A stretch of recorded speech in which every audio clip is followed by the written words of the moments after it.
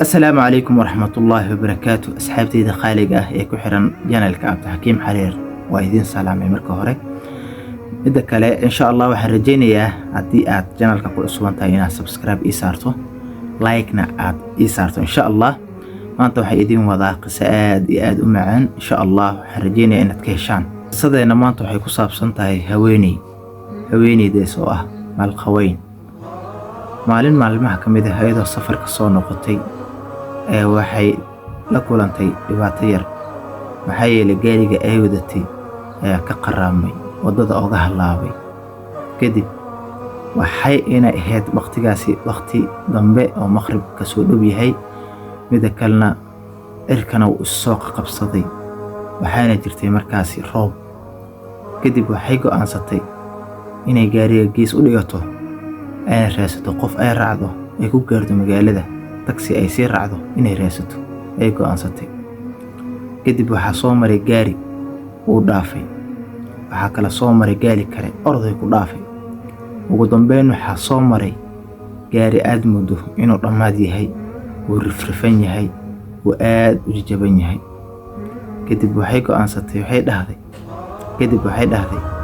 ma kana raacdaa soo iska dhaaftaa?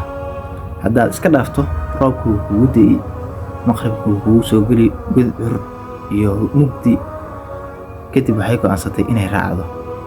kadib way gashay, waxayna dhahday i gaarsii magaalada. gaarigaa iska jabnaado, laakiin ninka wado ayaa ahaa nin wanaagsan. kadib wuu la hadlay, wuxuu yidhi intaan ku geeyaa? waxay dhahday waxaad igeynaysaa magaalada.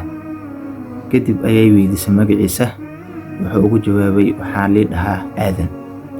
kadib waxay aragtay ninkan inuu yahay nin wanaagsan, maxaa yeelay xitaa ma soo fiirinayo.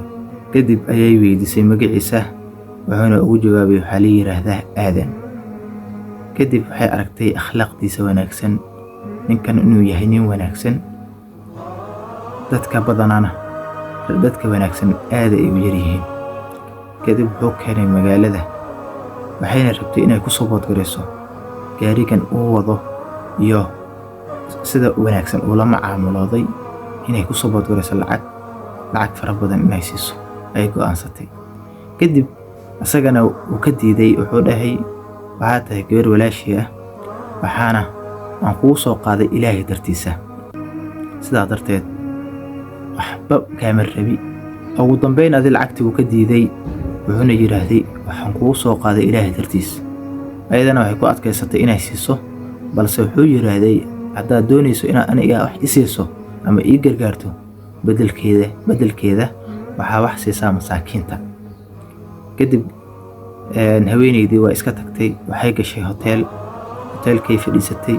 waxaa u imaatay gabar oo waiter ah. waxay dhahday maxaan kuu keenaa, waxaan ku siiyaa? kadib haweeneydii waxay dhahday dalabkeedii ay dhiibatay, waxay u baahantao dhan ay u sheegtay. kadib haweeneydii waxay weydiistay gabadhii waiterka waa hareedsan tahay ama ilgo fara badan ayaa kaa muuqdaa, maxaa kuu dhacay? waxay tiri waxaan ahay haweeney meeshan ka shaqaysa, nolol maalmeedkeedana ka raadsata. sidaa darteed waxaan rajaynayaa cunugan aan dhali doono inaan marka aan shaqaysto inaan wax ugu qabto ama aan ku soo dhaweeyo. sidaa darteed ma nasan karo, haddaan nasto ma helayay lacagtii aan wiilka ku soo dhaweyn lahaa. kadib gabadhii waxay go'aansatay inay gabadhan saacidayso, si laakiin oo lama filaan ah. kadib cuntadii ay u keentay. cuntadii markay cuntay ay miiska hoostiisa waxay u dhigtay lacag fara badan, oona ay ugu qortay warqad. waxaa waaye lacagtaa meeshan ka qaadanayso 6 jibaarkeeda. 6 bilood inaad shaqayso ayay kaaga filnaanaysaa, ilmaha yarna waa ku soo dhaweynaysaa. islaantii aad bay u farxday, waxay u tagtay ninkii meesha madax ka ahaa, waxayna ku tiri waxaan rabaa in fasaxdo, sidaa darteed aan ilmahan yar aan ka taxadaro, sidaan u dhalo haddana aan u wanaajiyo. shaqadanna way u culus tahay, waxaan rabaa in fasaxdo. gabadhan haddii lacag ay heshay mogtay, sidaa darteed waxay rabtaa inay nasato, lacagtanna ay wiilka yar ku soo dhaweyso ama gabadha wixii Ilaahay u qoro. gabadha faraxsan ee xaafadda aaday iyadoo faraxsan oo aad u faraxsan ay xaafadda tagtay albaabka ay qaracday waxaa ka furay wadaadkeeda kadib albaabka ayuu ka furay waaba iyadoo faraxsan xaaskiisa kadib ayuu weydiiyey maxaa kugu dhacay maxaa maanta u faraxsan tahay maanta aad baad u faraxsan tahay sidaad haday iga tagta ma tihid waxay ku tiri aadanow maanta waxaa la kulmay gabar aad u wanaagsan sidaa darteed way ila hadashay arrimahayga igu warsatay oo ugu warramay kadib waxay siisay xoogaa lacag ah oo 6 bilood naga kafaalanayso adigana ma shaqayn doodid anina ma shaqayn dooni wiilkan yarna ku soo dhaweyn doonaa walaalayaal aadan ma garanaysiin aadan waa islaantii haday oo gabadhan lacag siinaysay ninkii soo qaadayay gaarigiisa jajabna oo ilaahay dartiisa ku soo qaada dhahay weeyaan kadib wanaagii gabadha u geystay